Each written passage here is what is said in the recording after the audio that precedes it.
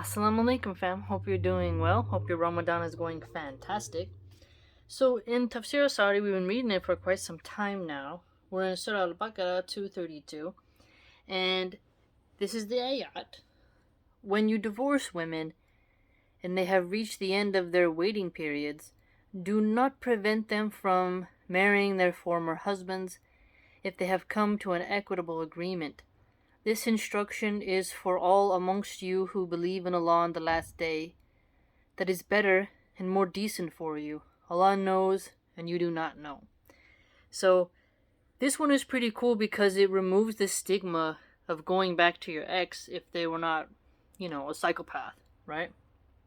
Now he mentions here, this has to be divorced fewer than 3 times, okay?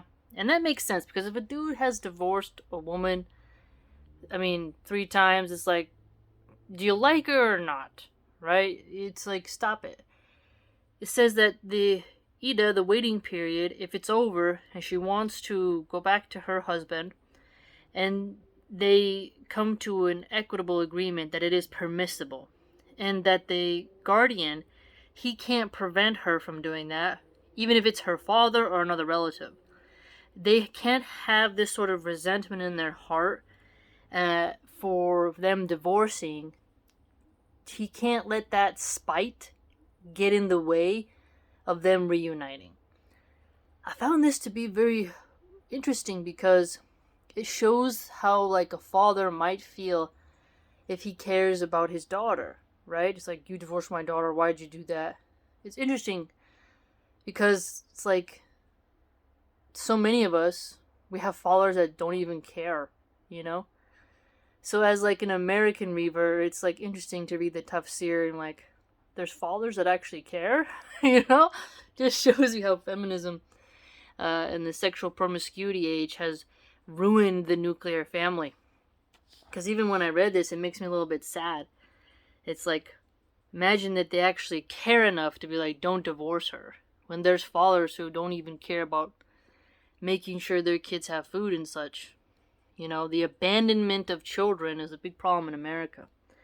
So I found this quite interesting. It goes on further to say that the guardian can't get back at the guy for divorcing her. And if she wants to marry, he has to let it, and he can't be stubborn and arrogant.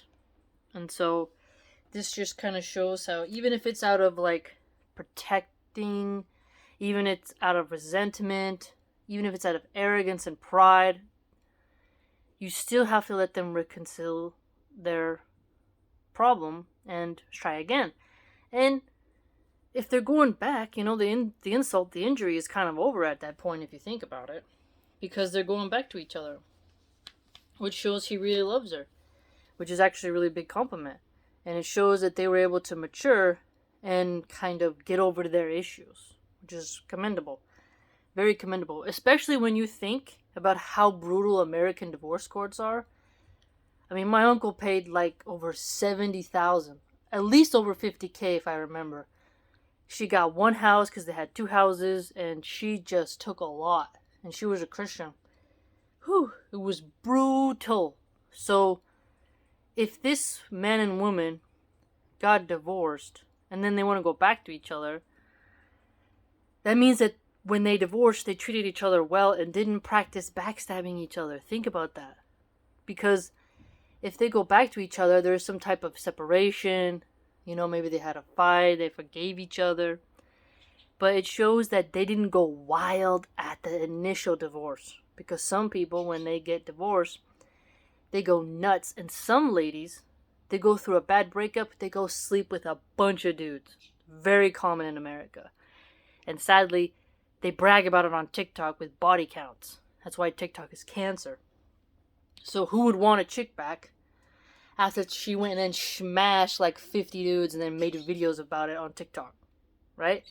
So you see the morality of both those people involved and of the guardian. You see all that just in this. It's amazing.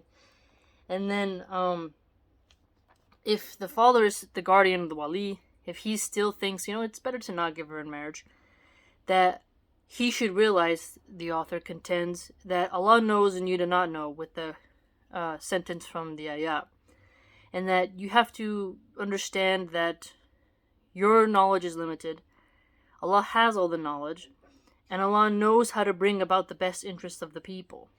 And so guardians are forbidden from preventing marriage, and you have to let them have some decision making and control over their lives.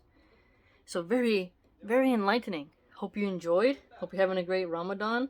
I mean, man, very cool. Very educational book.